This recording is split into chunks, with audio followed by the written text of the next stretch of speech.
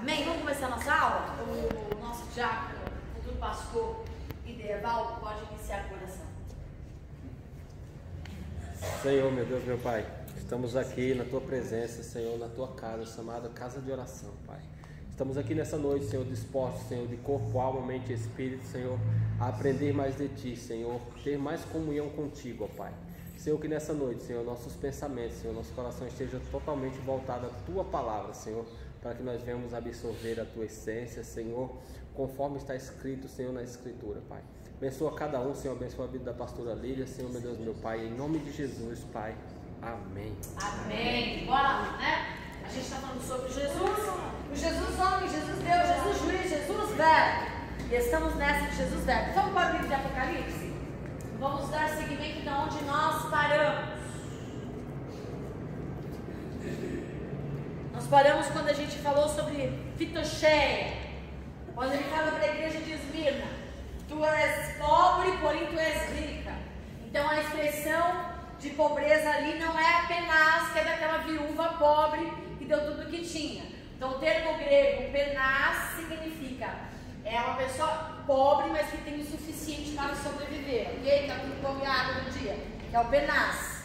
O grego, quando fala de pobreza, quando está escrito aquela viúva pobre, no grego, no original grego, está escrito penaz. Ela tinha o suficiente para sobreviver. E do que ela tinha de suficiente para sobreviver, ela entrega. E o que ela tinha, o que era suficiente para sobreviver? Pão e água. Quando ele está falando, o termo grego desse Apocalipse para a igreja de Esmirna não é penaz, é fitocheia. E fitocheia significa pobreza absoluta. Camarada não tinha absolutamente nada, nem o pão e nem a água. E aí é onde Jesus, o verbo, fala um paradoxo, né? És pobre, ou seja, você não tem nem o suficiente para sobreviver, mas você é rica, né? Vamos lá? Lembra do Ergon? Apocalipse 2. Ergon.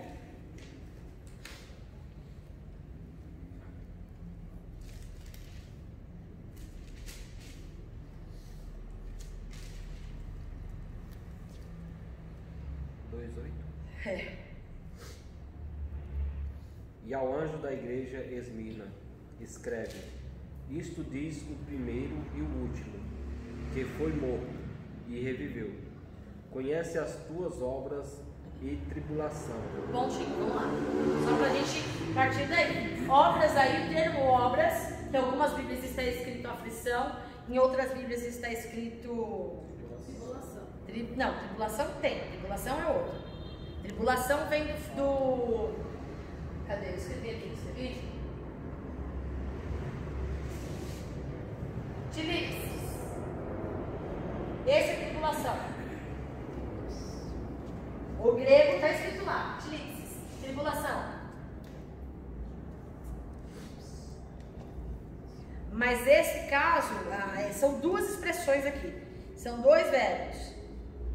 Na minha escrita, algumas Bíblias estão escritas aflição e tribulação. Na minha Bíblia está escrito assim: sei o quanto você sofre e o quão pobre é. Que exatamente é o mais próximo do original da minha Bíblia, que fala a tribulação. Esse termo, tribulação, para quem não estava só recapitulando, fala de uma pressão que sufoca. Lembra que eu falei que esse termo tribulação, esse termo elipsis, ele era justamente uma pedra enorme, uma rocha, que vai de 8 a 9 homens pegavam, eles erguiam sobre o homem e ficavam pressionando. Você vai falar, fala a verdade, e eu soltando a pedra para ver, independente, se falasse ou não falasse, ele fazia sofrer antes. E a pedra caía sobre ele e ele morria sufocado. Então, todas as vezes que você vê o termo na Bíblia, principalmente no Novo Testamento, sobre tribulação, você está falando daquilo que sufoca.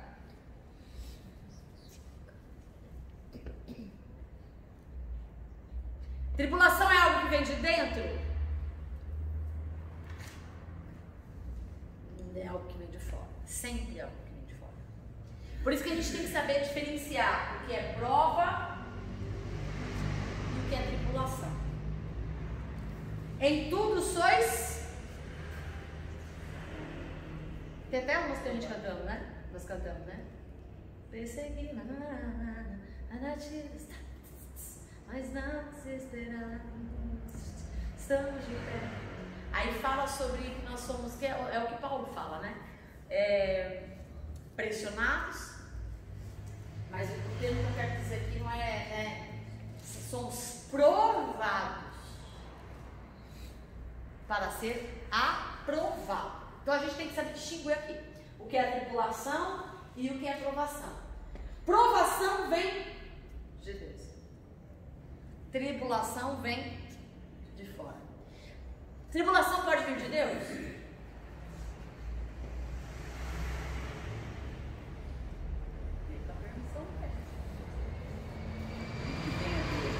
Sempre tem a permissão dele, ou não. Sem a permissão de Deus, não pode fazer nada na nossa vida. Nada acontece sem a permissão dele. A diferença é, damos legalidade para isso ou não. Porque existe um princípio. Nós estamos falando de Jesus, nós estamos falando de Jesus, o verbo, né? Que é a palavra. Então, todas essas coisas que nós estamos pegando, a gente está falando a respeito de Jesus, como ele atua de forma prática, não só de forma teológica, não só de forma literal, tá? Eu estou falando de Jesus aqui. Como Jesus atua nesse quesito verbo, palavra, porque assim, se provação e tribulação são coisas distintas, nós somos a igreja do Senhor, nós somos provados para ser aprovados, e somos atribulados para quê?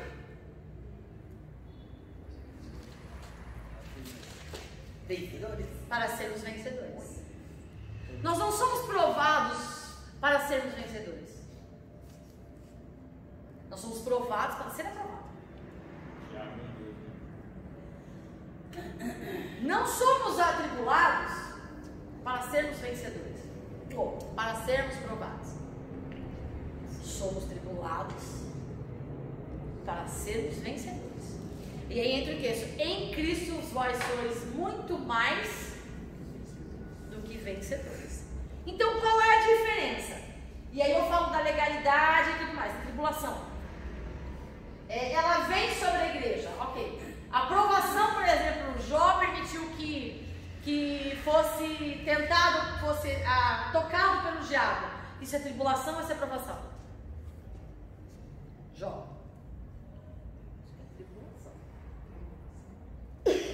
Tribulação? Não, foi provação, para ver se ele negava a Deus.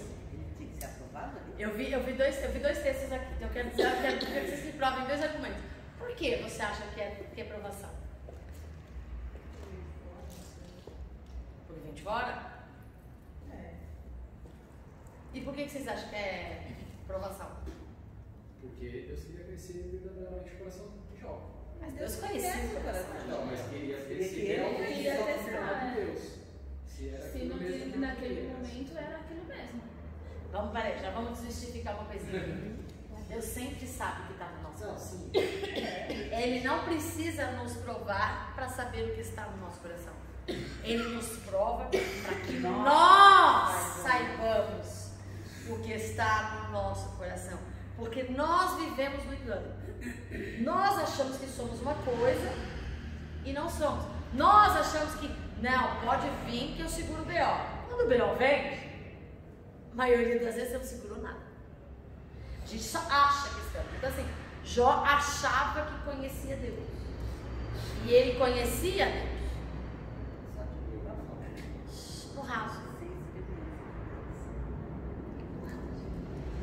Ele era tão religioso que ele falou assim, eu nem sei se meus filhos pecaram, mas se porventura os meus filhos pecaram, deixa eu sacrificar o cordeiro para expiação do pecado dos meus filhos. Percebe? Isso daí não é amor, isso é devoção.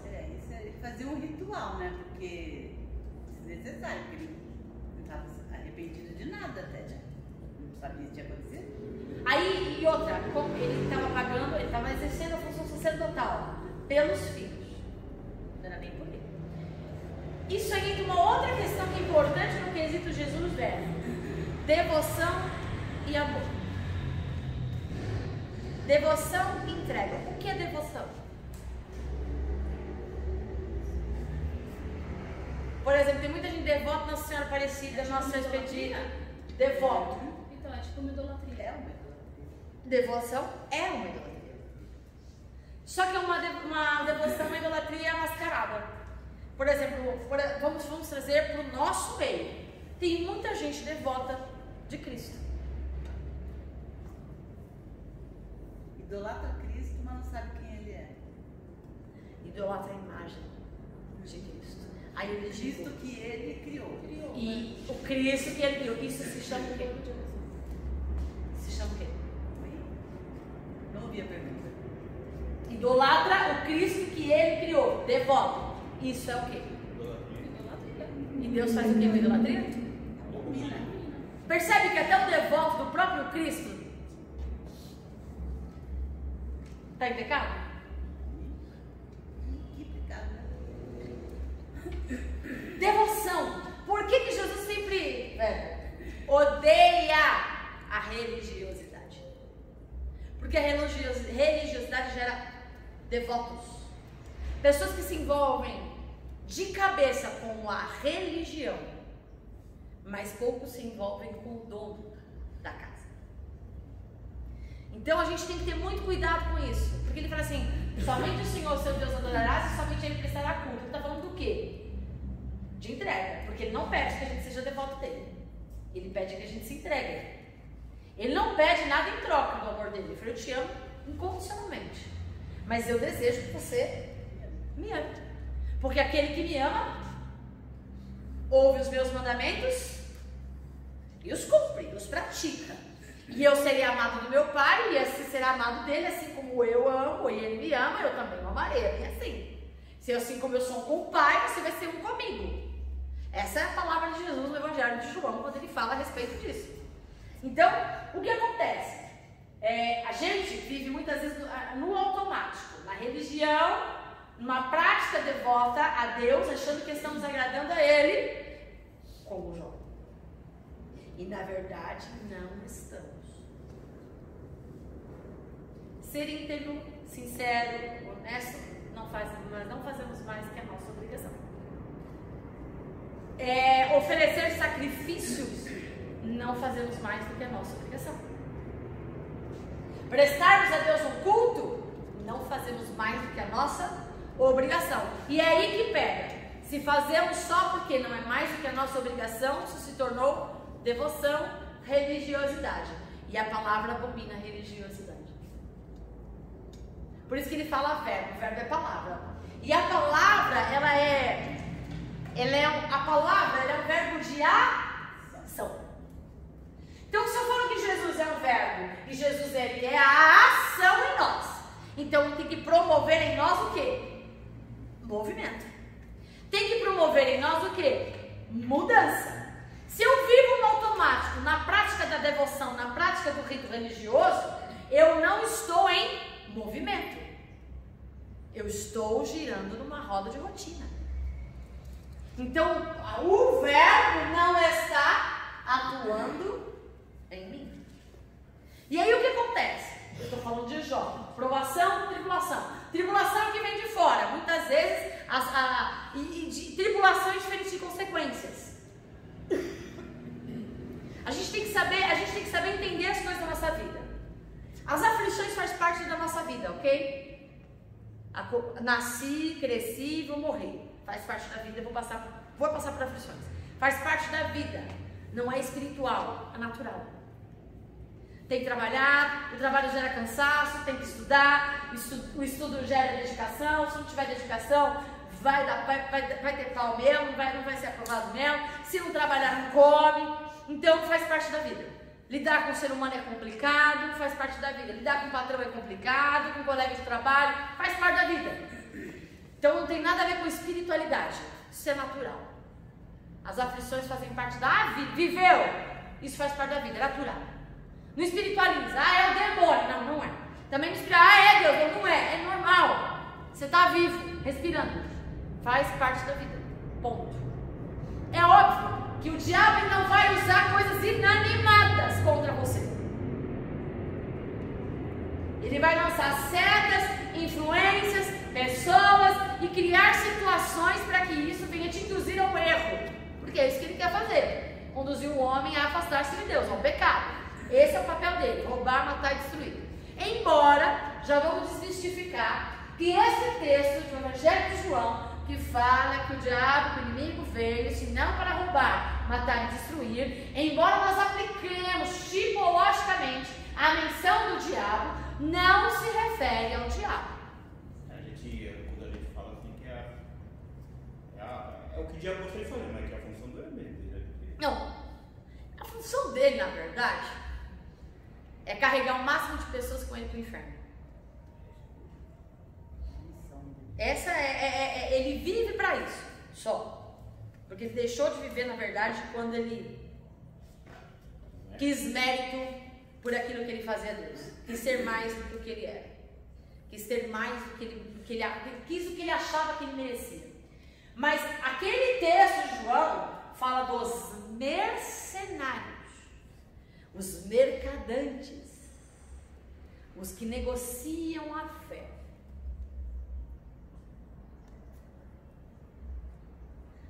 Vamos abrir lá, que eu já vi que algumas pessoas aqui estão se surpreendendo com o que eu estou falando, então vamos lá.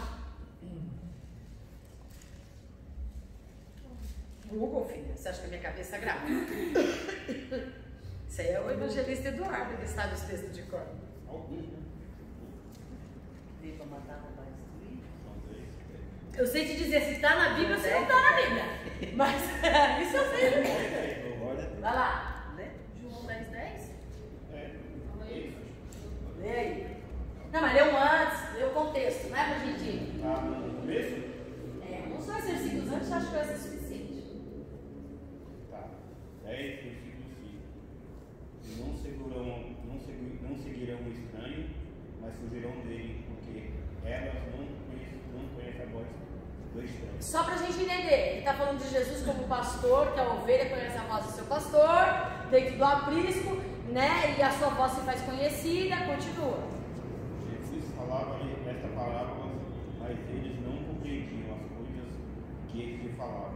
Então disse Jesus novamente: na verdade vos digo, eu sou a porta das ovelhas. Todos quantos vierem antes de mim são ladrões e salteadores, mas as ovelhas não ouvirão. Eu sou a porta, se algum homem entrar por mim, ele será salvo. Entrará e sairá e achará pastagem. Lê essa partezinha dos ladrões e salteadores. É o 8.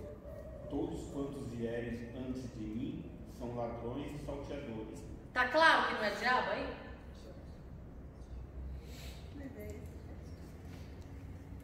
Limpar, roubar, matar e destruir, é nesse texto? É. O inimigo veio senão pra quê? Por quê? Porque onde o diabo entra? Como que o diabo ele influencia? Ele vai usar quem? O engano, a mentira. E quem ele vai usar? Pessoas que têm poder de influenciar. O diabo ele não vai interferir ou oferir uma vida de uma pessoa que não usa ninguém. Ele vai sentir muito efeito para isso? Ele não tem muito interesse. Ele vai pensar em pegar pessoas inteligentes, pessoas cultas, pessoas... nem sei. Mas ele vai pegar pessoas que têm poder de influência. Tem muito youtuber aí que é influência que... de inteligência não tem absolutamente nada, né? É só influência mesmo. Então assim, ele vai pegar o quê? Ele vai pegar... essa pessoa tem bastante influência nesse quesito.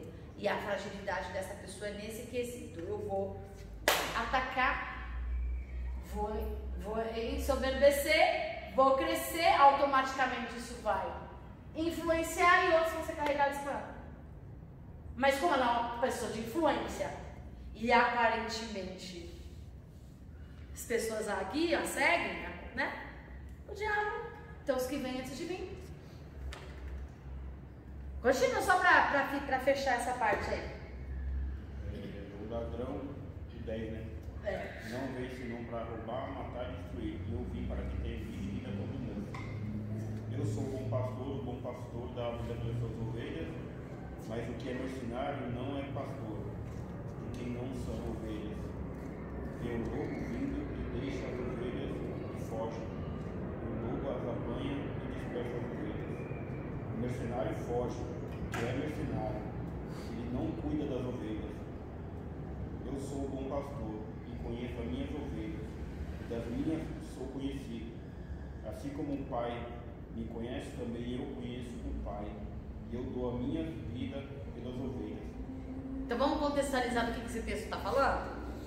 Percebe que está falando do diabo? Ao contrário, está falando dos pastores, dos líderes, dos influenciadores, que em vez de viver a palavra da verdade, que em vez de viver o verbo da verdade, em vez de pregar a verdade, em vez de ensinar a verdade, são ladrões e salteadores. Falsos profetas. Falsos profetas, falsos mestres. São pessoas que influenciam, enganam, ludibriam para o mal e afastam de Deus.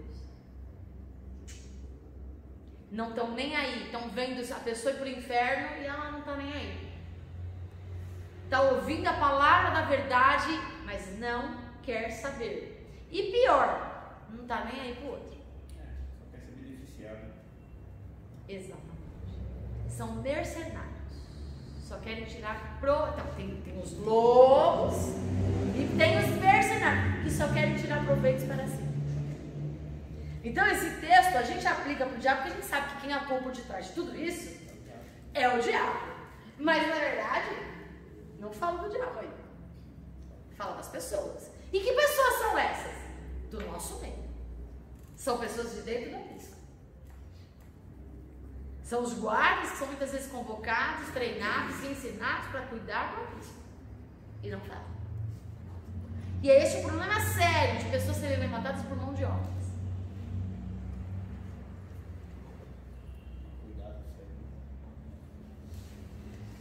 Vamos lá.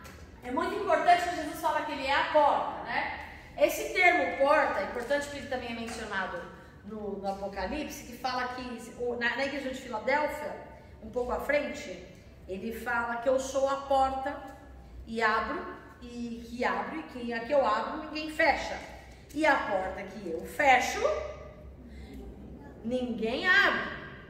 Esse termo no grego é turra. Quando Jesus está falando que ele é a porta, é no grego, e a menção que ele está falando no grego é turra.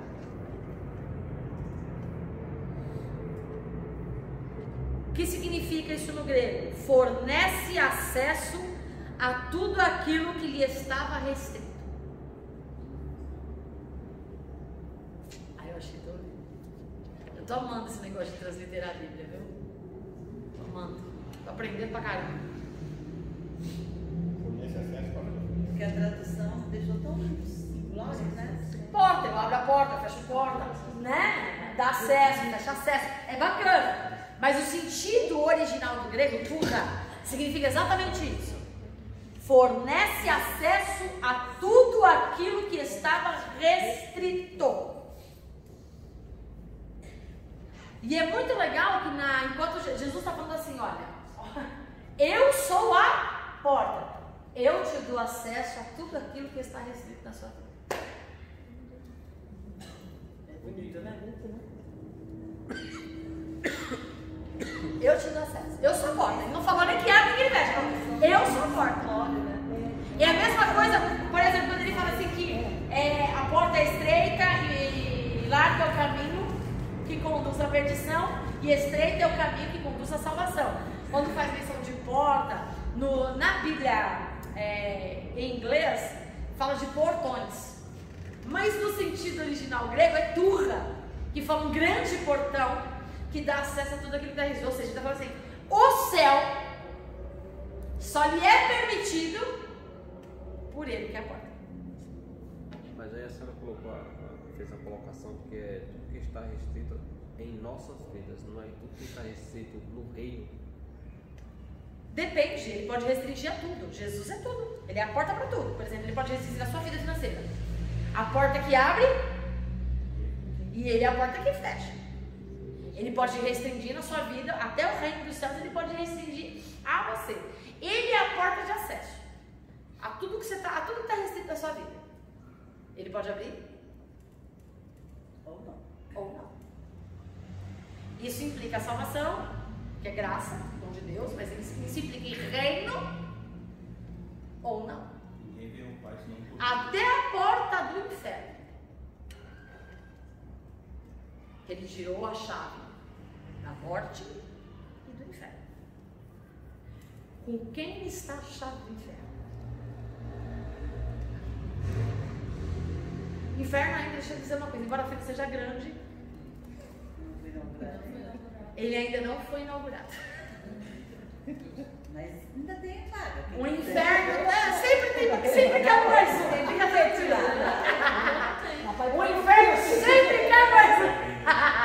Com quem está a chave? Os ingressos estão à venda aí. Aliás, a distribuição está à venda.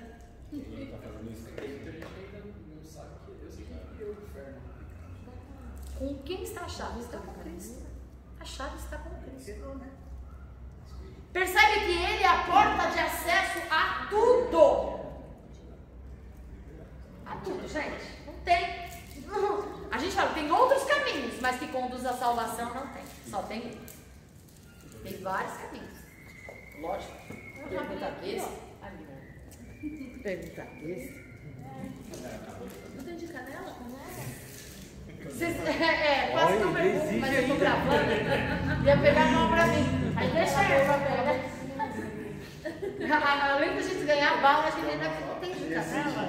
A gente é uma bênção. Vocês estão entendendo como o negócio aqui? Por que ele fala que ele é o verbo? Ele é a palavra. A palavra é ação. E é uma ação revelada. Então Jesus, a gente falou sobre Jesus homem, a gente falou sobre Jesus Deus, a gente falou sobre Jesus juiz. E a gente está falando agora sobre Jesus que nos acompanha e nos acompanhará até o dia do seu retorno. Que é o Jesus atuante em nós. Que é o Cristo vive em mim, que Paulo diz. Quando Paulo fala assim, Cristo vive em mim. Não vivo eu, mas Cristo vive em mim. Do que é que Paulo está falando? Ele está falando o quê? O verbo, a palavra, vive em mim. E ela é atuante na minha vida. Ele não está falando do ser pessoa, porque ele sabe que o ser pessoa, Jesus, está na glória com o Pai. E vai voltar. E ele está falando, está fazendo distinção, ele não está fazendo menção ao Espírito Santo, hein? Ele está falando do verbo vivo. Então veja só, Jesus ele andou, ele não com Paulo. O único dos apóstolos que viu Jesus nas suas 3 dimensões foi João. Por isso que a gente está lendo o livro do Apocalipse. Então assim, João ele conheceu Jesus homem, o Jesus Messias que foi profetizado, né? E ele viu Jesus ressuscitado. Viu Jesus assentado no trono. Então ele foi um cara que teve o privilégio de ver tudo isso. Então quando a gente está falando dele, é por isso que a gente está estudando essas menções, porque Jesus se revelou. E o que é o verbo? Senão a revelação de quem Cristo é. Só que ele só é verbo quando ele atua, quando ele promove a ação em nós. Senão, eu vou falar, Cristo vive em mim. E aí? Cristo de fato vive em mim. A palavra atua em mim. E para que a palavra atue em mim, eu tenho que conhecer a palavra. Por isso que diz, conhecereis a verdade. Se eu não conheço o verbo, se eu não conheço a verdade, se eu não conheço a palavra, não tem como a palavra ser atuante na minha vida. E aí o que atua na minha vida se eu não conheço a palavra? Se eu ando no raso? Mas é religiosidade. Lembra de Jó? Vamos voltar de novo? Percebe?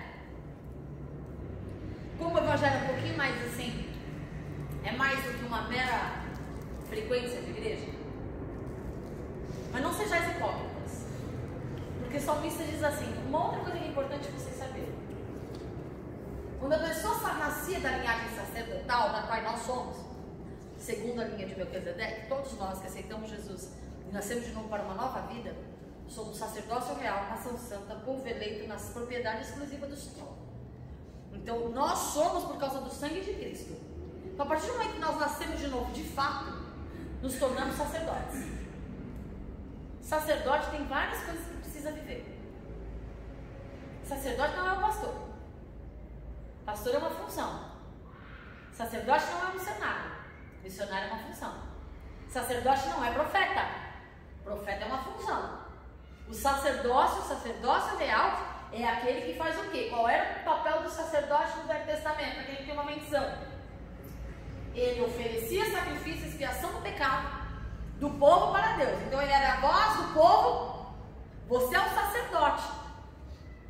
É você que é o sacerdote da sua casa. Eu quero pela sua casa, pela sua família e por você mesmo. É você que sacrifica a sua vida. O nosso corpo agora é entregue como sacrifício de louvor. Nós agora é que nos sacrificamos. Como eu entrego por expressão? Jesus já pagou, já pagou. Mas qual é o culto que eu presto a Deus? A minha vida. Como sacerdote, qual é o culto que agrada ao Senhor? Se não tiver minha vida entregue, mera religiosidade. Percebe? É devoção, devoto. Você não é um católico praticante. Um crente, um católico cristão. Você é um católico praticante. Vamos lá. Tá falando de tribulação, né? Pra gente não perder o foco. Tribulação. E por que somos provados? Lembra que a gente leu numa aula anterior, acho que essa, que a gente fala que as nossas obras são colocadas quando a gente fala de Jesus juiz.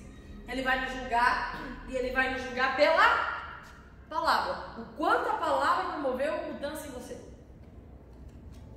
Nós não vamos ser julgados. As nossas obras não serão julgadas pelo resultado que ela deu. Nossas obras não serão julgadas pelos frutos que elas deram. As nossas obras serão julgadas pela palavra. Percebe que o que vai nos julgar não é o resultado daquilo que nós fizemos, mas é aquilo que nos levou a fazer promoveu mudança em nós. É meio complexo? Vou repetir. Às vezes a gente faz uma coisa com uma boa vontade, com o coração, e fazemos uma coisa muito boa. E esses dias atrás eu até ministrei, eu não lembro em qual caso que eu ministrei, de uma visita que a gente foi fazer, acho que foi na irmã Neuza. Que às vezes eu quero ofertar a Deus, dar a Deus a minha melhor oferta, mas a minha melhor oferta não é o que Deus quer. A gente está tão focado no que é melhor, temos que dar, não, dê a Deus o seu melhor. É o seu melhor que Deus quer? Ou é o melhor que Ele considera melhor? Nem sempre o que a gente considera melhor é o que Deus considera melhor. É o que Deus quer, né? Na verdade. O que Deus quer, eu não quero sacrifício, eu quero obediência. E às vezes a gente quer dar uau, e Deus está querendo só o... É só isso. Sacrifício de todo. Então, para que vocês entendam o que eu estava querendo dizer. Eu vou lá, me dedico, faço um monte de coisa, ganho 1000 almas para Jesus, evangelizo, glória a Deus. Ok, investi no reino, e o reino foi pregado, e beleza. Almas se renderam. Eu vou ser julgada pelo fruto, pelo resultado, ou porque isso promoveu em mim. Não o que eu fiz, mas o que foi movido dentro de mim que me levou a fazer. Pelo que eu vou ser julgado. Seria no caso pela intenção do seu coração? Sempre. Qual a intenção? Eu quero ganhar? Eu quero muita alma para Jesus. Eu quero arrebentar com o inferno. Eu quero levar o máximo de pessoas comigo. Que fique claro. Aí a pergunta é, por quê? Por quê? Porque eu quero ganhar pontos com Deus? Porque eu quero coroa de glória? Porque eu não quero ir para o inferno? Ou porque o verbo promoveu uma ação em mim de tal modo que me fez enxergar que não há vida melhor do que Ele? Por eu reconhecer que a vida melhor que eu tenho é Ele, eu quero que os outros a tenham também. O que nos move? Aí tem que entrar aquela frase, né, que a gente sempre usa, ditado, famoso da população, tem que fazer sem ver a quem ou sem querer nada em troca, né? Porque se a partir do momento que você faz querendo algo em troca, ou da pessoa ou de Deus, se torna inválido. Mas você sabia que às vezes a gente faz as coisas por nosso próprio ego? Pra gente se sentir bem. Tem gente que faz o bem, não quer nada em troca. Não quer nem nada em troca de Deus. Ela se sente bem com aquilo. Ah, porque eu estou fazendo bem. Pelo menos eu estou fazendo algo bom. O que isso promoveu em você? Satisfação pessoal. Glorificou o Senhor? Glorificou. Glorificou. Vai com calma, tia. Glorificou a Deus. Esse bagulho tá muito. Rapaz. Me promoveram de cargo, falou que era para eu substituir. É, falar. Aula, foi isso? Na quarta-feira falar. Isso mesmo, faz o papel bem aí, que na próxima aula, se Deus quiser, ela tá aqui. Glorificou a Deus? Entende? E eu sei por que você falou isso. Vocês vão entender. Em breve a pastora Sandra vai estar aqui, vocês vão entender por que ela usou essa expressão.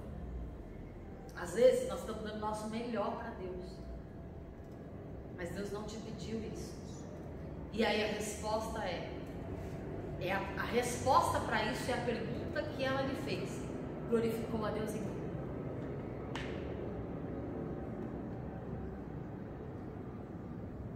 Vem todo dia para oração. Não faz mais que a tua obrigação. Glorificou a Deus em quê?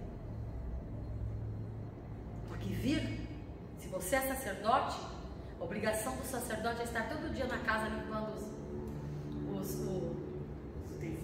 os utensílios da casa do Pai, colocando azeite no candelabro, preparando os pães da mesa do propiciatório e trazendo os incêndios para o incensário das orações. Tua obrigação seria estar na igreja todo dia mesmo. Então, não faz mais tua obrigação. Agora, o que te move? Glorifica a Deus?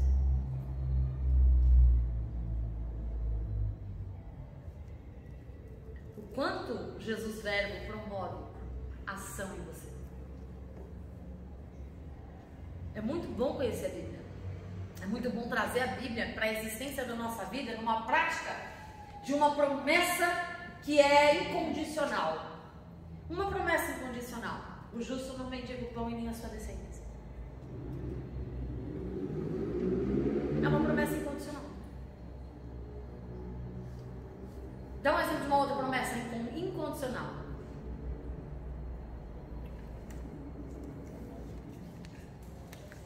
Como é?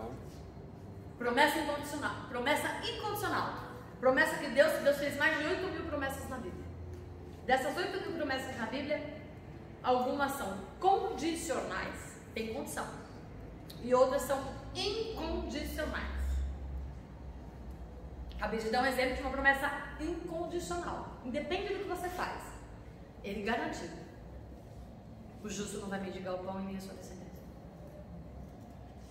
For justo. O amor. Não, Ele não colocou condição, Ele só fez menção ao justo. Quem é justo é justificado. Quem é justificado é quem é alcançado pela graça. Vou te dar uma outra promessa incondicional. Sol e chuva vêm para ímpios e justos. Agora eu vou te dar uma condicional. Se me ouvirdes. Até a morte. Se me ouvirdes. Condicional até a morte. E crerdes. Eu então ouvirei, sararei a sua terra, comereis o melhor.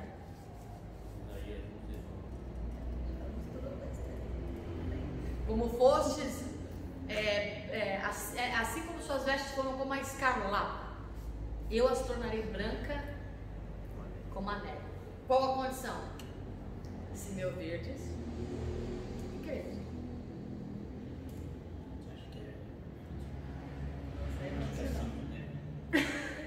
Promessas condicionais e promessas incondicionais. Promessa incondicional. Dá um exemplo, gente. Vamos lá. Tô aqui, queimando as neurônias. O fato de ter uma ação, uma reação, não quer dizer que é condição. Buscar-me-eis e me achareis quando me buscar de todo. Condição. Tem a condição. De todo. Bater e abrir-se-vos-á. Tem que bater. Mas é uma ação que precede a uma reação. Calma, não tem uma condição. Bater e abrir... Ainda não. Bater e abrir-se-vos-á. Buscar e encontrareis. Porque todo aquele que pede, recebe. Todo aquele que bate, se abre. E todo aquele que busca, encontra. Não tem condição. Ele falou que você tem que estar santo para isso? Ele só falou que você precisa bater. Se você bater, vai abrir porta. Se você pedir, tem. Uma outra promessa sem condição. Clama a mim, responder-te-ei e anunciar-te-ei coisas grandes e firmes que não sabes. Uma ação que precede a uma ação. Ele está falando, se você me clamar, eu vou te responder. Mas ele não disse como você tem que clamar, disse?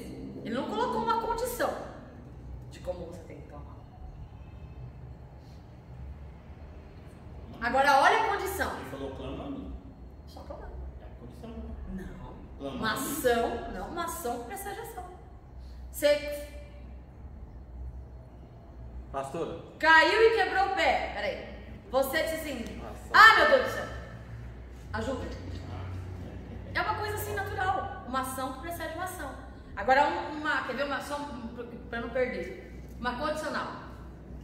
Buscai primeiro. Condição. O reino de Deus e a sua justiça. E estas coisas, da qual ele lista no texto, vos serão acrescentadas. Se não tivesse a condição, buscai, ele colocou a condição, primeiro. Se você só buscar o reino de Deus e a sua justiça, essas coisas, beleza, toda vez que você buscar, essas coisas são garantidas para você. Ele não disse isso. É buscar de qualquer jeito. Ele colocou uma condição, buscai primeiro. Fala. não, é só ação e reação. Pastora, Ah, sim. Aqui, ó, bom exemplo. Ação e reação. Eu vou ficar de braços cruzados e esperar que Deus faça tudo pra mim. Você faz e recebe? Não. Tô falando de Quando promessas. a promessa é incondicional, sim. Condicional. É uma promessa. Ele já te prometeu abençoar. Em ti serão benditas todas as famílias da terra. Ele já prometeu abençoar os seus filhos. Dessas 8.000 promessas, existem promessas que são condicionais. Ele colocou uma condição para ser livre. Se me crer e obedecer. Para outras não. Para outras só vai dizer, se você me clamar eu vou te responder. Se você bater, a porta vai abrir. Fica tranquilo. Não estou colocando condição. Quer ver uma outra questão? É sobre as bênçãos. Que as bênçãos correrão atrás daqueles. Há uma condição.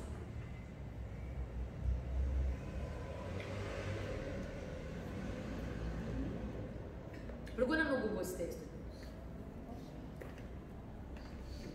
Eu acho condicional. Tem bastante que é condicional, bastante. Verbo, ação. A gente está vendo aqui, por que eu peguei o livro do Apocalipse para falar o verbo, ação? Porque aqui, Jesus está se revelando a João como o verbo. Percebe? Ele fala assim, eu sou a chave de Davi. Ele começa a falar, eu sou a porta que abre, eu sou aquele que coloca ponho diante de vós uma porta. Ele fala isso para a igreja de Filadélfia. Está nesse texto, pode ler um pouquinho mais na frente. Enquanto vocês acham onde está isso.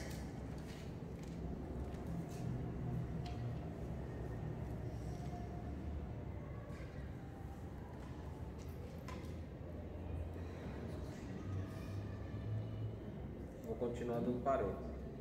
Vai, pode ser. 9 parte B. Pode e a ser. blasfêmia dos que dizem judeus e não o são, mas são a sinagoga de Satanás. Nada temas das coisas que has de perder, de padecer. Eis que o diabo lançará alguns de vós na prisão, para que sejais tentados, e tereis uma tribulação de 10 dias. Sê fiel até a morte, e dar-te-ei a coroa da vida. Condição. Quem tem ouvidos, ouça o que o Espírito diz às igrejas. O que vencer não receberá o dano da segunda morte. Porra aí. Isso é bom. O dano da segunda morte. Não é que não vai morrer, tá, gente? É. Tem uma diferença. Morrer tu vai, mas não receberá o dano da segunda morte. Gente, a Bíblia ela é muito clara. Tudo que nós precisamos saber para conhecer a Deus, para viver uma vida de santidade, Ele deixou claro para nós. Não existe nada a ser revelado. Tudo já foi revelado. Precisamos ser iluminados. E é este o problema que entrou numa discussão comigo aqui depois do culto. E eu percebi que muita gente ainda está de olhos bem fechados quanto à verdade do Evangelho. E o que é pior, acha que estão claros. E isso me preocupa. Porque a porta de acesso para o inferno é o que? É você achar que está. Achar que sabe. E não sabe.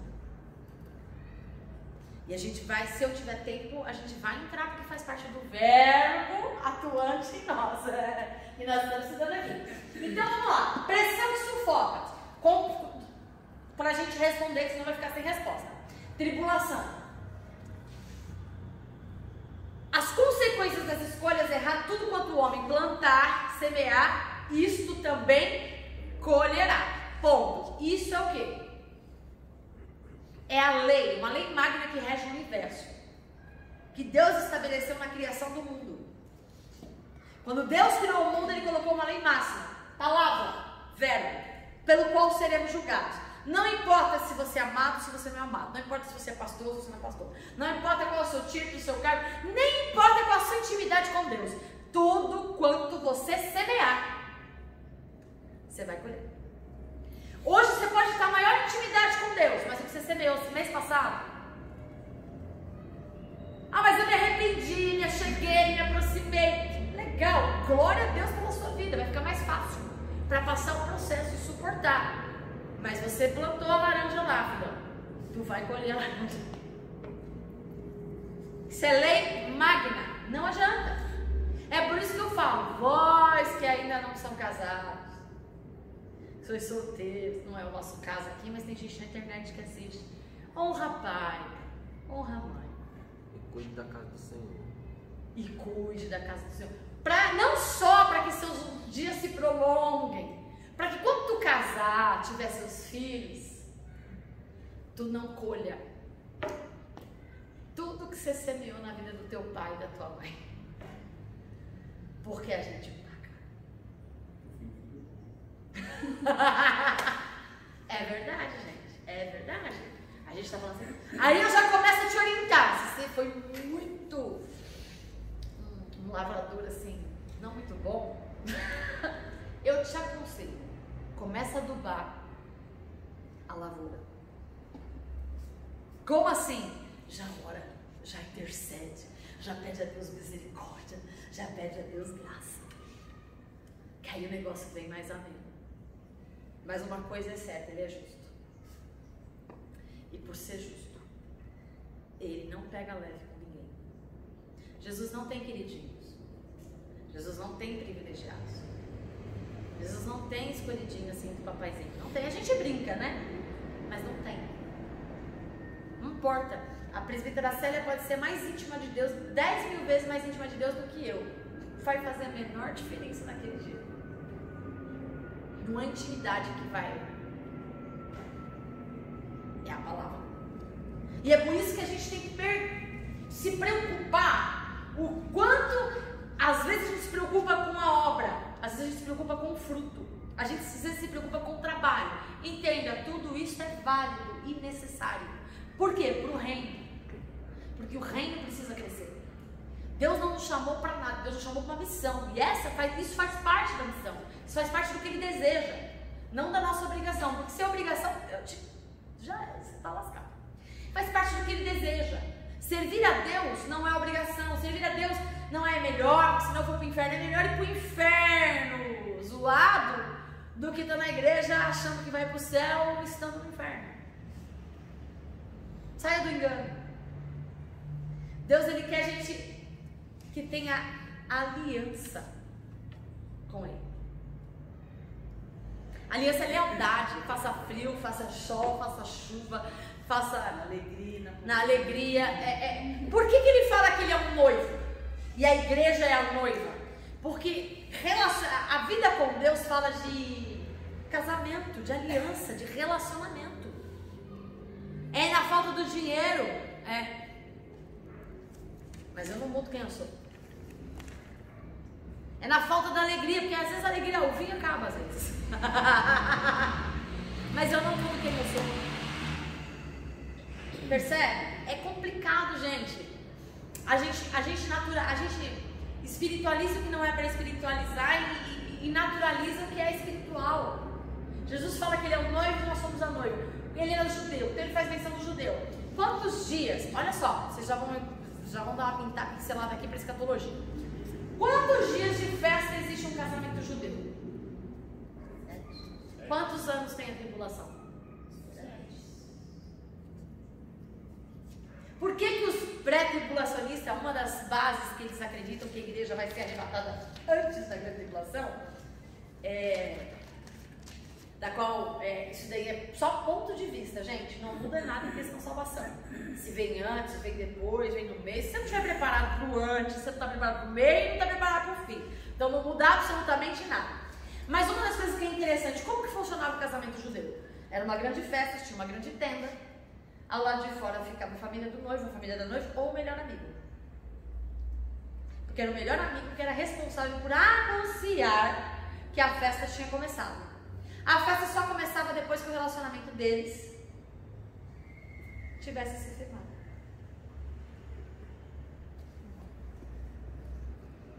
Entenderam? Ou preciso desenhar? Vou casar-me. Vai pra tenda. Tá todo mundo lá do outro lado. Eu tô lá na tenda. Eu e meu marido. Do lado de fora tá o melhor amigo. Do lado de fora tá o melhor amigo. É o melhor amigo. Só esperando a boa nova. Só esperando a boa nova. Só esperando a boa nova. Espera a boa nova. Por quê? Porque a responsabilidade a boa nova. A responsabilidade. Olha, o negócio é sério aqui. Eu não vou falar de forma a desenhar, porque o negócio é sério. A responsabilidade de ter deixado a noiva imaculada, pura, perfeita, adornada para este dia é do amigo. Pensa se o negócio não é feio. O amigo que já sabe que a noiva não está adornada, não está imaculada, ele nem se dá o trabalho, meu amigo nem vai, porque o negócio não vai rolar. Nem comemora, porque não vai ter comemoração essa noite. Vamos ter que mudar nossas preces. Vai ser mais Maranata não, vai ser Maranata não, Jesus. Tá complicado, né? Não vem não, porque se ele vier... Mas ele tem que vir. E eu digo, antes, ele diz que ele vem sem demora. Por que ele vem sem demora? Porque, meu irmão, quanto mais tempo demorar para ele vir, mais chance a gente tem de ir pro inferno. Todo que ele fala, quando ele fala que vem sem memória, guarda que tem. A gente vai ler, tá no Apocalipse. Para que ninguém tome a sua coroa. Por que ele vem sem demora? Porque ele sabe que quanto mais tempo nós ficarmos aqui, a gente não está se segurando imaculado, pior será. Então o que acontece? Há um relacionamento. Aí deu tudo certo. Feliz da vida, o noivo sai da tenda e fala: pode avisar lá, pode começar a festa. Aí o noivo, é verdade. Aí quando ele se prepara, já visualizou. Ela é criativa.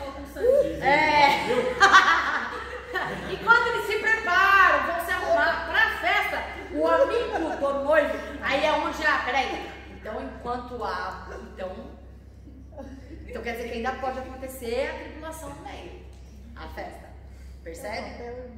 Eu creio mais nesse negócio aí, mas é pessoal. Você cada um crê no que eu acho que a gente vai passar um pedacinho. Aí nesse quesito o noivo corre lá. O noivo não, o noivo. Pode começar a festa. E é isso.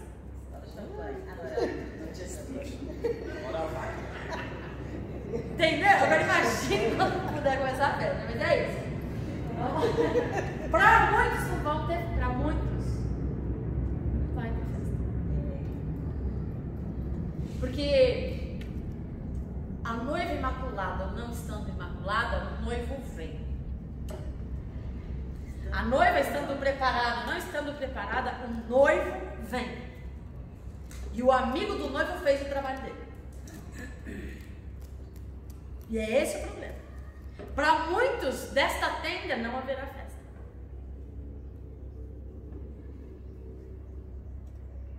Mas nós, graças a Deus, vamos comemorar. Entendeu? Então o negócio é sério. Tribulação vem de fora. E Deus permite.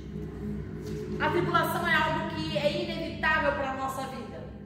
Porque é através da tribulação, a pressão que sufoca é que demonstra onde está o nosso coração. Diante dos homens, porque Deus conhece o nosso coração. Primeiro nós somos provados. Para que nós possamos ter a oportunidade e a chance de sermos transformados. Deus não permite que passemos por tribulações antes de nos provar.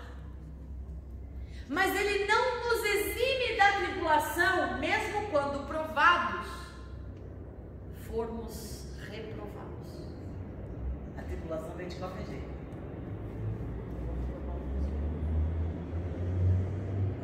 A tribulação virá de qualquer jeito. Por quê? Porque a tribulação, ela gera em nós, produz em nós. Você vai ler o livro de Coríntios, eu não lembro, acho que é Coríntios, quando Paulo fala que a tribulação produz paciência e a paciência produz perseverança. Ou seja, eu não tenho, é mentira eu falar eu sou paciente se eu não passar a tribulação. É mentira eu falar eu sou perseverante se na tribulação eu não for paciente.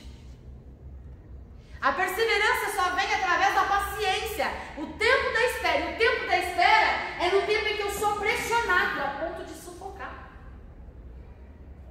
Eu só vivo realmente a paciência, que é o fruto do Espírito Santo, se realmente eu estiver sob pressão, sob tortura, e ainda assim perseverar na minha posição. Por isso que eu digo que Jó foi tribulação, não? Que aguentou firme. É sufoco. Ele aguentou firme. No quesito Jó, primeiro ele foi provado.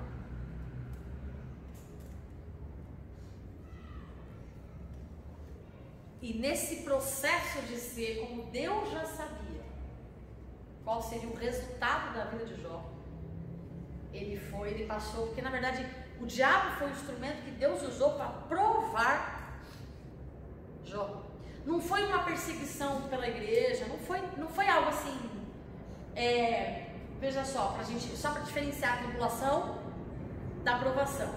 Não foi algo assim que ocasionou, por exemplo, eu estou pregando o evangelho, isso está incomodando o inferno, não incomodar o povo está reagindo contra isso. Isso é uma tribulação. Uma tribulação é o meu posicionamento de fidelidade em Deus, está incomodando pessoas. Não está incomodando só o diabo, está incomodando pessoas que não creem na mesma coisa que eu creio. Então essas são tribulações. Tribulações são questões que muitas vezes, por exemplo, a má alimentação gera. Eu já não tomei o cuidado que tinha que tomar. É um exemplo. Ou uma imprudência que não, isso aí já é consequência de atitude. Então não vamos misturar, é consequência, né? Mas se vocês estão começando a entender, no caso, Deus quis tirar um com o diabo. Bem assim. Porque o diabo não conhece o coração. O diabo conhece o que a gente faz, as nossas atitudes. Ele nos conhece melhor que nós mesmos, porque ele vê o nosso olhar, essas nossas percepções. Ele sabe onde estão nossas fragilidades. Ele sabe melhor do que a gente. Ele sabe onde é fácil de nos enganar. O diabo sabe. O diabo sabe. Então, o diabo julgou Jó pela aparência. Justamente porque o diabo sabia que Jó era um cara religioso. Porque se tem alguém que conhece a Bíblia, é o diabo. Mas o diabo não tem o que nós temos. A iluminação da palavra. Porque a iluminação da palavra só vem através do Espírito Santo. O diabo não tem Espírito Santo. Nunca teve. O diabo ele tem o conhecimento da letra. Ele sabe quem Deus é pela letra. Ele sabe quem Deus é pelo convívio que ele teve com ele na eternidade. Mas ele não tem a revelação de quem Deus é porque ele não deu o Espírito Santo. Nós temos a revelação de quem Deus é. Nós temos a revelação do Verbo porque nós temos o Espírito Santo. Então o diabo, ele fica ao nosso derredor porque ele só conhece o nosso exterior. Ele sonda o nosso exterior. Ele nos julga pela nossa aparência. Ele nos julga pelas nossas atitudes. Mas Deus sabe quem somos. Então quando o diabo fala, mas também ele só te adora porque você dá tudo para ele, você protege ele, ele tinha o céu. Mas Deus conhecia o coração de Jó. Mas Jó não sabia ainda o coração que ele tinha. Mas Deus conhecia. Deus não ia colocar o filho dele à prova se ele soubesse que Jó iria fraquejar. Porque ele ama. Ele se calou em relação a Jesus. Deus não faria isso. Entende uma coisa? Se Deus colocou você numa prova, é porque Ele sabe que você é capaz de vencer. Glória a Deus. Se ele não te responder, siga em frente, irmão. É, Saia do Getsemane e vá Vá, para a cruz. prova que você mesmo se coloca. Você acha que é Deus. É, porque se ele não se revelar, embora ele mandou o anjo para falar. Ele mandou o anjo para interceder com ele. Já estava escrito o que ia fazer, não ia mudar. Mas a Bíblia diz, aproveitando o seu texto, em tudo ele porque até Jesus poderia ter dito não. Não quero mais e acabou. Acabou. Jesus matava todo mundo ali mesmo e Jesus voltava para a glória. É, filho. A gente cria de novo. Ou não, né? Porque... Ou não, pra quê? Dá muito Né? trabalho, né? Não. Jesus teve a opção porque ele era homem. Não estava ali como Deus, estava como homem. Jó poderia ter negado Jesus. Quando a mulher dele fala para ele, presta esse último culto a seu Deus aí, morre. Ele poderia ter dito, vou fazer isso. Mas não, ele falou, você sabe aceitar o bem de Deus, você sabe aceitar o mal? Então bora lá. Mas o que movia Jó é a sua Tanto que ele entra na discussãozinha com o papai, ele brava. Deus provou Jó para fazê-lo ser conhecido por Jó, sabendo que ele não recuaria. Olha só como Deus é lindo. Deus tacou na cara do diabo que ele é muito feliz. Deu um tapinha bem gostoso na cara do capeta, de leve. E ainda fez Jó, que só era um religioso, conhecê-lo de forma real. Ele pôs o capetinha para trabalhar para ele. E o capetinha não sabia, nem fazia ideia de que ele estava sendo instrumento de Deus para promover Jó, de um religioso para um amigo íntimo de Deus. Eu quero aproveitar, embora seja aula, ministrar sobre a sua vida às vezes. Vou tirar essa, né? Pega a visão. Às vezes, papai está usando o diabo. E você muitas vezes deu legalidade brecha para agir na tua vida, para dar a você a oportunidade de conhecê-lo de fato. Por quê? Porque ele te ama. Agora, não caia nessa onda não, porque Deus deu em dobro tudo para Jó, que ele vai dar tudo em dobro para você, tá? Restituição. Quero não. Você já vai ser reprovado na hora. Se ele quiser. Mas tem gente que já vem, não, restitui. Eu quero de volta o que é meu. Deixa eu te dizer uma coisa. Nada é teu. Tudo é dele. O Jó tinha essa consciência de mordomia, né? Tanto tinha que ele na aprovação ele falou, tudo é dele. Ele deu, ele tirou. Bendito seja o nome do Senhor. Então esse negócio de restituir, eu quero de volta o que é meu, você ainda não entendeu. Você não tem nada, irmão. Que Você tu vai não ser tem nada. Nem a vida que tu tem é tua. Ponto. É emprestada. O sopro dele está em você. Ele não se deu o trabalho de falar que foi o diabo que tomou, né? Que não foi o diabo, foi Deus. O diabo, eu entendo, Com o diabo certeza, foi só um se fosse a gente, instrumento. Hã? Se fosse a gente, provavelmente falaria. O diabo tá mesmo. Olha como nós religiosos falhamos muito. Mas o capeta tá furioso. O capeta tá... É, então.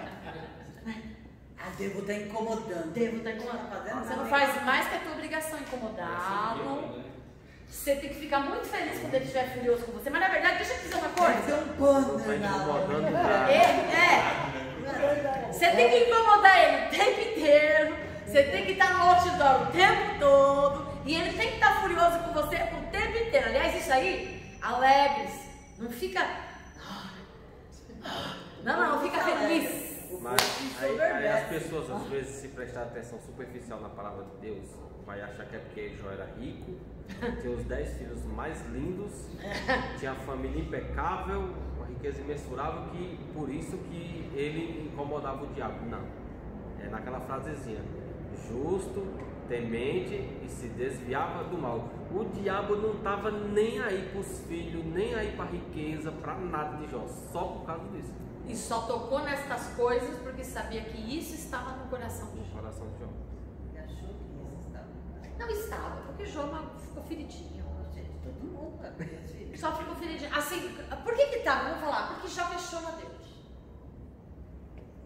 Se não tivesse no coração de Jó, Jó não teria questionado Deus. Mas mesmo Jó questionando Deus, era porque ele não conhecia Deus. Então é outro, é ignorância, sabe? Ele só conhecia no raso. Deus estava dando a oportunidade. Você estava onde quando eu criei o universo? Você estava onde?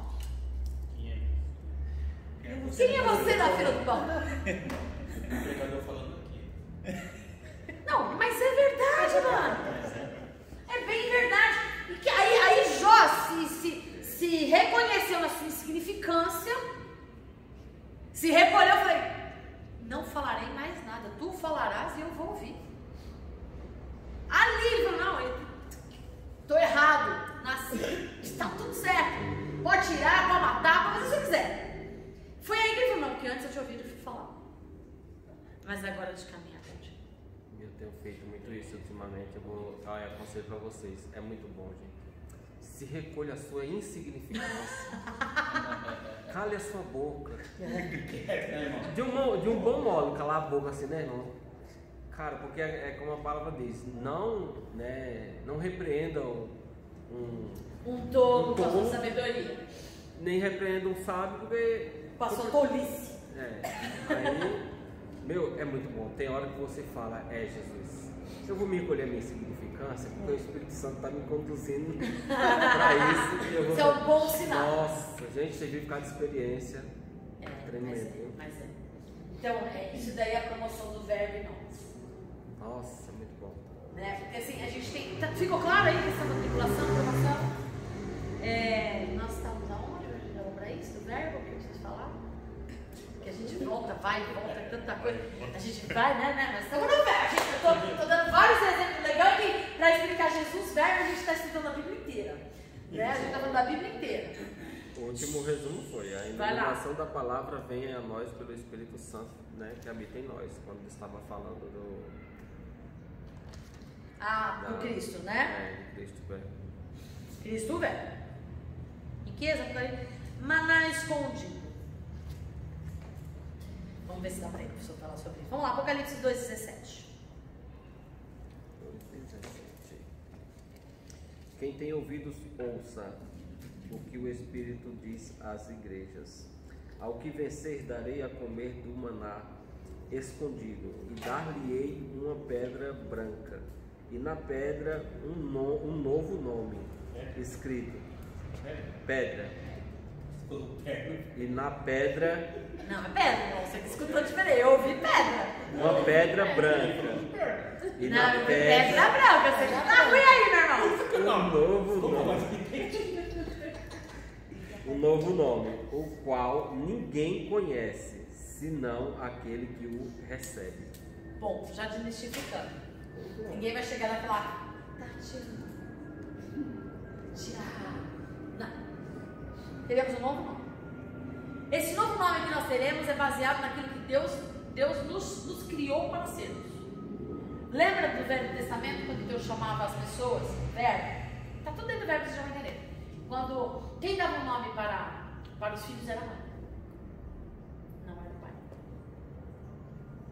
A mulher não tinha valia nenhuma, né? Ela gerava, mas ela podia dar um nome para o filho. A bênção quem dava para os filhos era o pai. Lembra do Jabez, por exemplo? Que nome maldito que foi dado para ele. Foi chamado Jabez, ela sofreu tanto na dor de parto, que ela falou, não, você não vai chamar Jabez. Ele me fez sofrer demais. Mas Deus muda toda a história dele. Por quê? Porque embora ele tenha recebido um nome, Deus deu para ele pai, a bênção do pai. Então aqui ele está falando o seguinte, nós temos um nome, que o nosso pai natural nos deu. Mas no céu nós fomos criados para um propósito. E o nome que nós receberemos é baseado no propósito pelo qual fomos criados. Mas como é que a gente vai conversar com os outros? Quando a gente chegar na eternidade, é uma boa pergunta. É porque só eu vou saber o meu nome.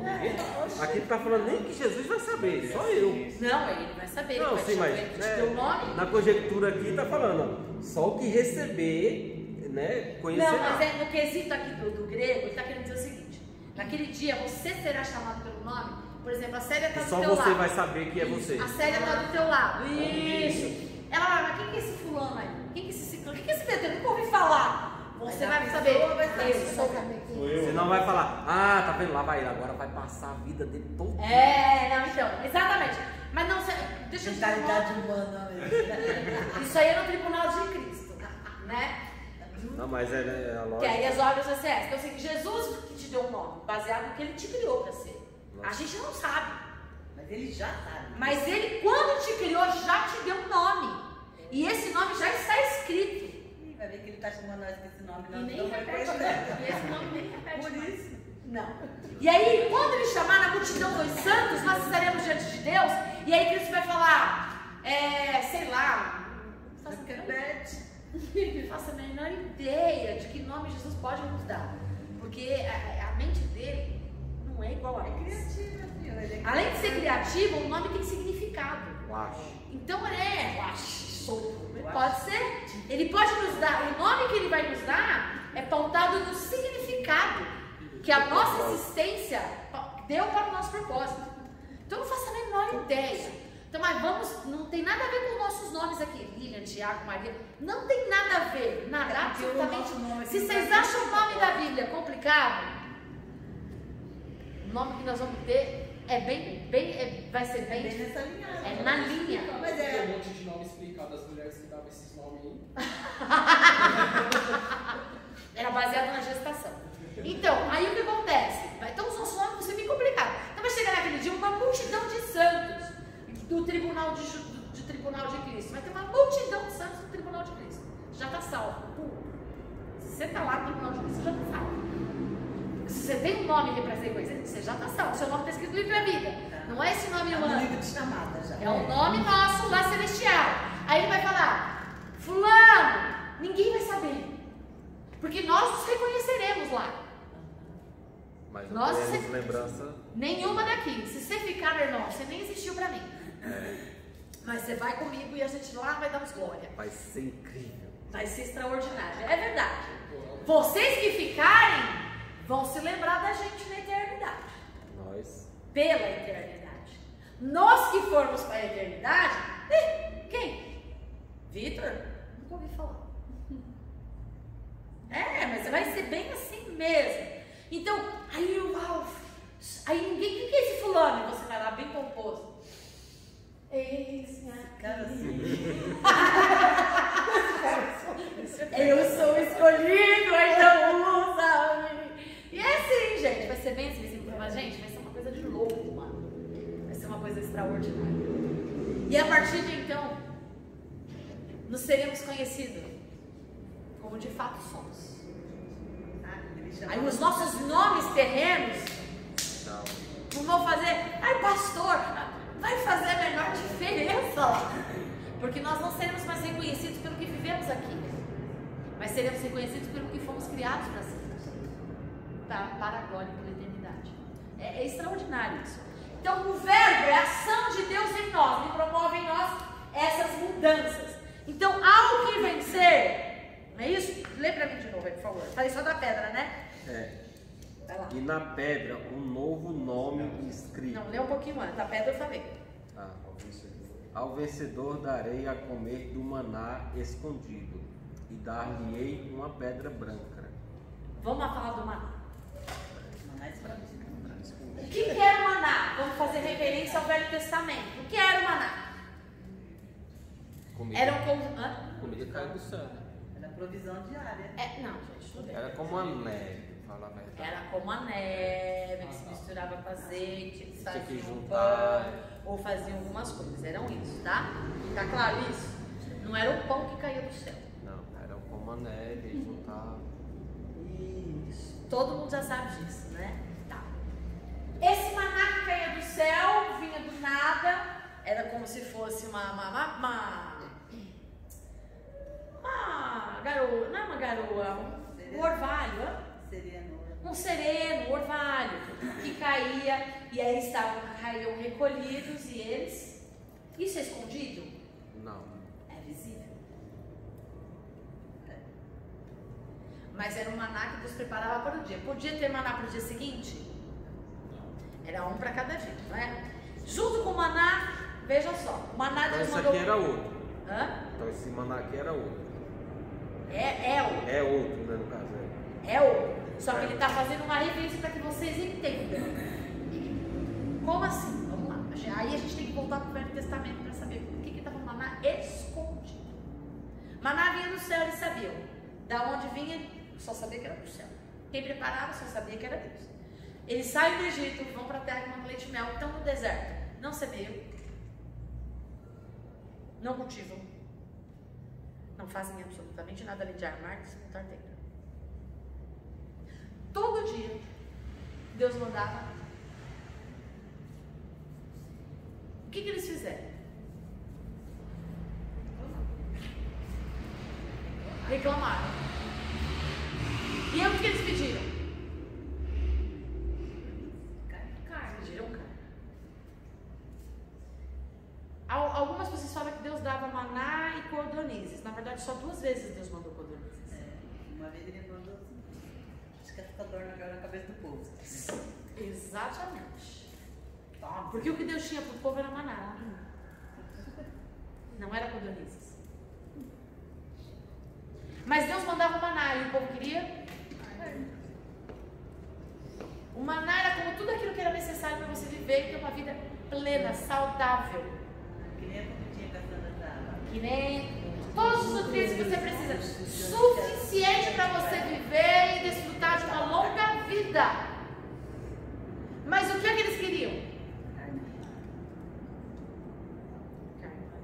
Aí Deus...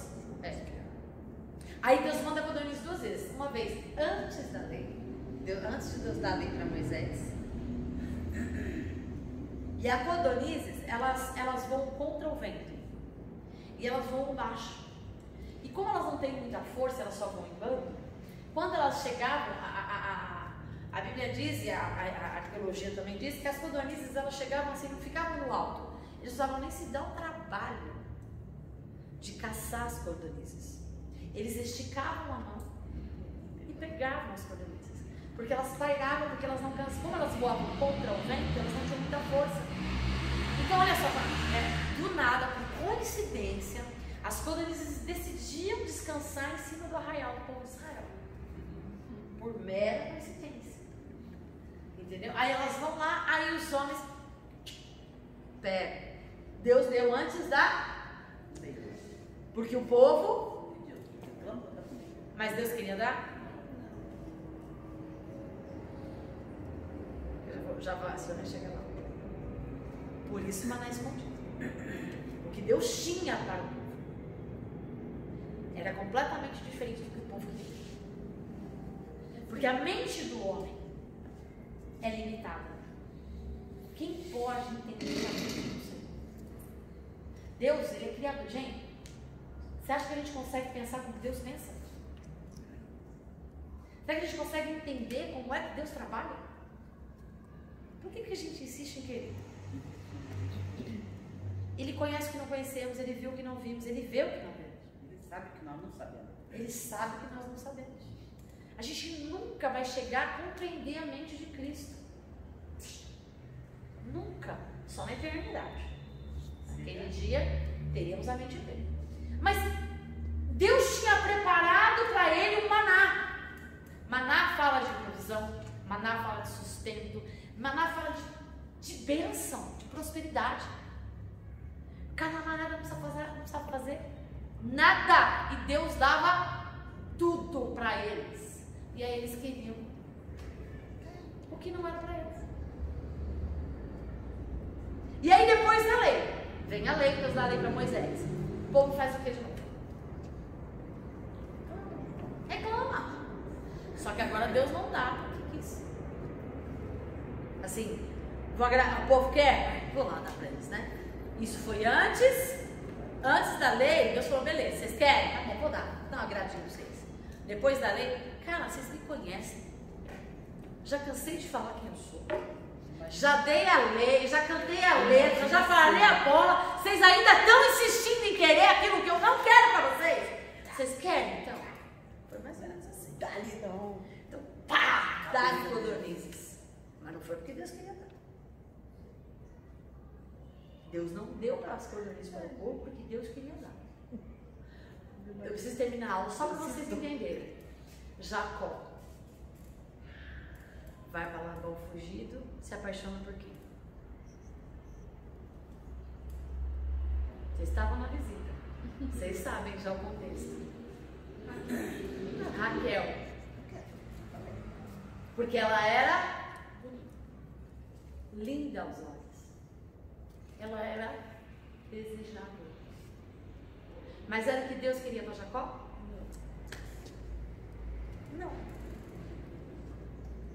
Jacó queria Raquel. Deus queria Leia. Até mesmo porque se não fosse pela lei, pela lógica, né? Vamos supor, ele saberia que quem ele tinha que se casar era mais velho. Não ele sabia, mas ele queria quebrar protocolo. Deus tinha mandado maná para o povo de Israel, mas o povo não queria o que Deus tinha para dar, eles queriam o que eles desejavam. O que eu desejo não é o que Deus tem para mim. E quando eu desejo o que Deus não tem para mim, e eu insisto em querer aquilo que Deus não tem para mim, eu lasco-me. Porque ele trabalhou 14 anos como se fosse um escravo. E vou te dizer, valeu a pena? Só foi um bocadinho, né? Valeu. Por quê? Mas o propósito de Deus se cumpriu. Não por causa de Raquel. Não, mas se cumpriu. Se cumpriu em Leia.